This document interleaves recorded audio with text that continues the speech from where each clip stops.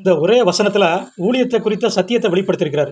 அதாவது ஊழியம்னா என்ன, யாருக்கு செய்யணும், யாரை பின்பற்றணும், யார் உண்மையான ஊழியக்காரன் அப்படிங்கிற சகல சத்தியத்தையும் இந்த ஒரே வசனத்தில் சொல்லியிருக்கிறார். பாருங்க, ஒருவன் எனக்கு ஊழியம் செய்கிறவன் ஆனால் அப்போ ஊழியம்னா எனக்குன்னா இயேசுவுக்கு, அந்த இயேசுவுக்கு ஊழியம் செய்யணுமா?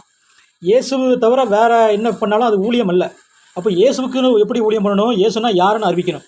அதாவது தேவன் மாம்சத்தில் வெளிப்பட்டார், நம்முடைய பாவங்களுக்காக மரித்தார், 3ஆம் நாள் உயிர் தெழுந்தார், சதா காலங்களில் உயிரோடு இருக்கிறார். அவருடைய இரத்தத்தினால நமக்கு பாவ மன்னிப்பு, அவருடைய வசனத்தினால நமக்கு பரிசுத்தமும் ஜீவனும் கிடைக்கி, அவருடைய வார்த்தையில் முடிவு பரிந்தம் நிலைத்திரு, அப்பொழுது நீ ரட்சிக்கப்படுவா, அவருக்கு சாட்சியாக வாழு, அவருடைய உபதேசத்தில் நிலைத்திரு அப்படின்னு இயேசுவை நற்செய்தியாக அறிவிக்கணும். அதான் ஊழியமா. அடுத்து, அப்படி செய்கிறவன் என்னை பின்பற்ற கடவுள் அப்படிங்கிறார். அப்போ இயேசுவை பின்பற்றணுமா? அவர் என்ன சொல்லியிருக்கிறாரு? மத்தேயு 28ஆம் அதிகாரம் கடைசி 3 வசனத்தில், நீங்கள் புறப்பட்டு போய் சகல ஜாதிகளையும் சீசராக்கணுமா.